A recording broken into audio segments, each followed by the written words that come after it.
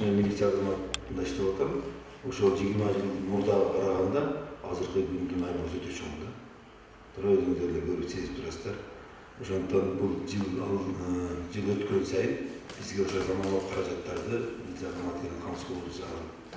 Биз ошол эле мезгилде мурдагы жылга салыштырган кызматкерлер азыркы күндө башка. Мен ар дайым айтам, ыкчам кызматкерлер эски методдор менен иштебейт, азыр жаңы заманбап методдор. Мурдагыдай бүт азыр жана бизде демократиялык мамлекет болгондугуна байланыштуу ачык тергөө, ачык алдын ала иштер жүрүп атат да, көрүп атасыздар. Салыштырмалуу.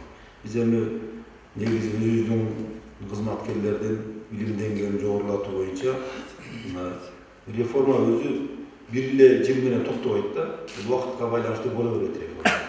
Ошо заманына жараша биз өзүбүздүн сунуштарды беребиз.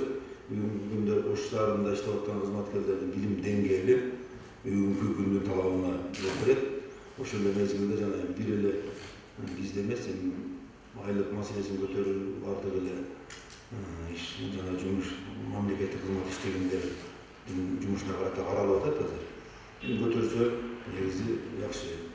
Биз ойгой бирок азыркы күндө биздин айлыгыбыз аз же болбосо биздиге ушул техникалык жактан камсыздоо жагы бизге канааттандыра албайт деп айта албайбыз. Бизге баардыгы бар.